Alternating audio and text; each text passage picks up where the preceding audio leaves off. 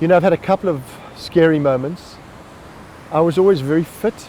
I was a competitive swimmer throughout my schooling career. My father had been a champion swimmer, so I was very, very confident of myself in any situation, no matter how big the surf was.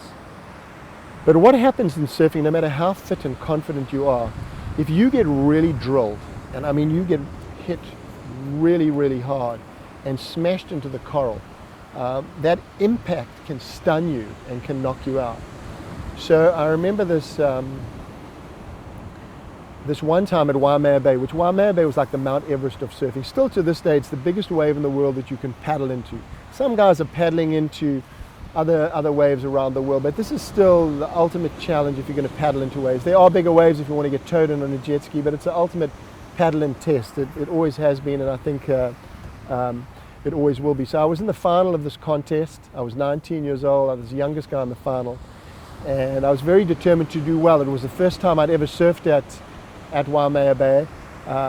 Didn't break that often for some reason while we were there in the mid-70s. So anyway, made it to the final. The semis had been held at Sunset Beach. I got in the final, and I didn't even have a board big enough. The surf was a solid 25 feet. So I borrowed a board from someone, because the bigger the wave, the bigger the board. I borrowed a 9-footer from someone, paddled out in the final, and I was really determined to do well, to like stamp my authority on that final. And all the experienced guys from Hawaii and Australia were all sitting in a clump at the takeoff spot. That's where you actually catch the waves. And I paddled right around it on the inside, much closer towards the impact zone, in a much more dangerous place, determined to sort of set the tone for the final. And I remember this first wave came through, solid 25 foot wave. And I remember started paddling for this wave, and I was just so determined. I had my head down, and as the wave hit the reef, it stood up vertically. I took off, and I remember as I stood up on this wave and started going down, I had this thought in my mind: this is so easy, this is a piece of cake. And as I thought that, the wave actually hit a shallower portion of the reef and went absolutely vertical. I went over a takeoff ramp, and I remember fluttering through space, and I dropped about 20 feet with my board just beneath my toes. The board landed, I landed on the board, my legs buckled, and then I skipped across the surface of the water like a stone. Boom, boom, boom.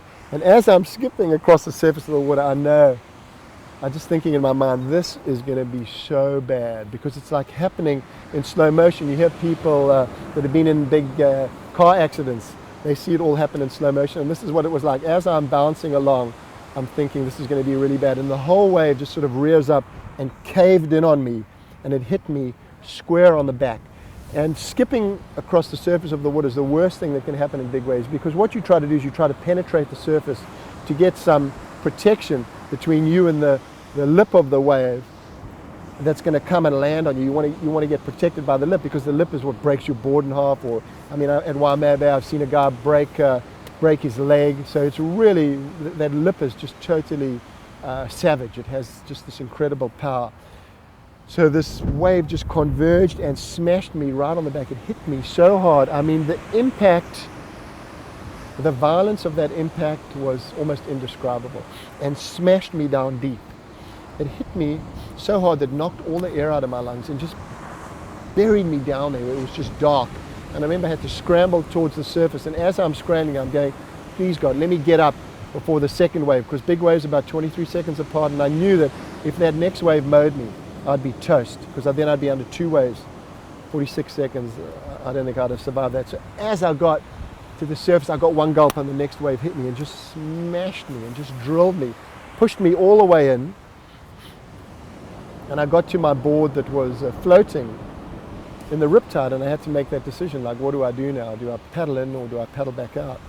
And I remember getting back on my board and just waiting for the feeling to come back into my legs, because I thought, my back had been broken. And I waited there for about 5 minutes, got the courage back up, and paddled back out. And to me, that was one of my greatest victories. I came 6th in the final. I came last in the final. But as a young bloke, to come to that decision to paddle back out, no matter what the wipeout, I think it was a fundamental moment for me, and I think that's helped me right throughout my life. That notion of, man, you got to paddle back out. You got to take the licking, and you got to paddle back out, and that's what I did in that contest.